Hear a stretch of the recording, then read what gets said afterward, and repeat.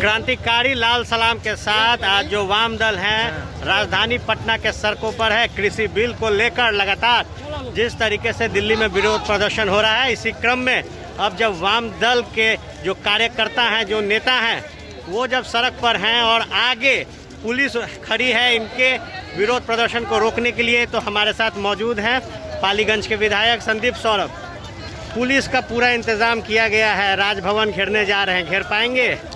देखिए, दिल्ली में भी पुलिस की व्यवस्था की गई थी, 11 बैरिकेड लगाए गए थे, लेकिन किसानों का जब जत्था निकला पंजाब हरियाणा से जब लोग आए तो वो बैरिकेड सारे धुआं हो गया। तो देश के ऊपर इतना बड़ा संकट है कि देश मानने नहीं जा रहा है।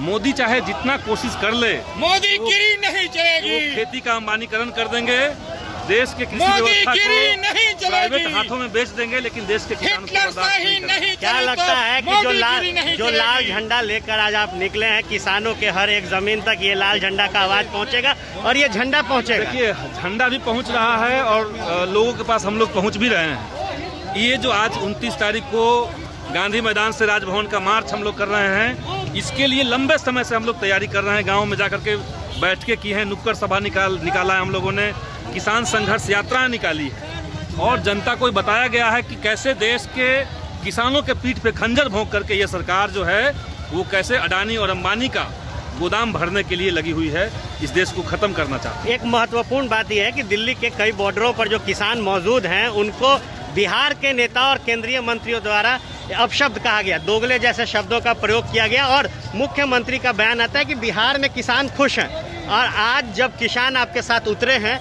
तो वो शब्द क्या कहेंगे, जो बातें कही गई? ये भाजपा सरकार का असल चरित्र दिखाता है कि उनके अंदर कैसे संस्कार भरे हुए हैं, किस तरह का शब्द इस्तेमाल करते हैं। वो जो देश में किसान हैं, जिनका फसल खा करके, जिनका अनाज खा करके ये लोग संसद के भीतर बैठ के बहस कर रहे हैं, चिल्ला रहे हैं, उनके पेट में अगर किसानों का अनाज नहीं होता तो उनके जबान से आवाज़ नहीं निकलती।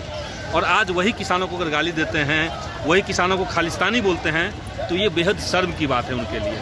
नीतीश सरकार का क्या है, ये बताएं कि बिहार में जिनके पास ज़मीनें भी है उनके बच्चों को भी आखिर छोटी मोटी नौकरी के लिए भी बाहर क्यों जाना पड़ रहा है। बिहार में किसी भी अनाज का आज के डेट में कोई MSP पे मिल नहीं रहा है। किसानों को किसान औने पौने दाम पे अपना अनाज बेच रहे हैं। अभी 1 महीने पहले की खबर है कि जिस मक्के का MSP है 1800 - 1850 रुपये, उसको 700 में किसान बेच रहे हैं। तो इस सरकार को तो शर्म से डूब मरना चाहिए, लेकिन जुमला पे जुमला दिए जा रहे हैं। जब बैरिकेडिंग के माध्यम से आज आप लोगों को रोकने की जो कवायद है वो सरकार की तरफ से की गई है, राजभवन पहुंच पाएंगे या नहीं?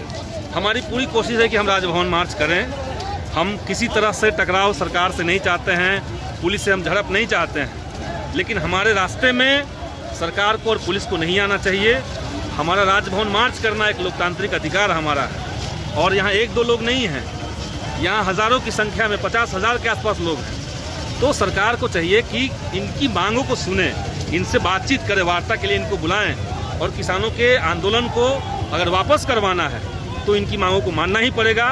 खेती का अंबानीकरण, खेती को अडानी और अंबानी के हाथ में सौंपने की जो पॉलिसी है उसको खत्म करना पड़ेगा। क्या लगता है कि जो बहुमत जनता ने आप लोगों को दिया, जितने लोग आप लोग जीत के सदन गए हैं, आज उसका नज़ारा नजर आ रहा है? क्योंकि कहा जाता है कि जो पार्टी समाप्त होगी वो अस्तित्व की लड़ाई क्या लड़ेगी?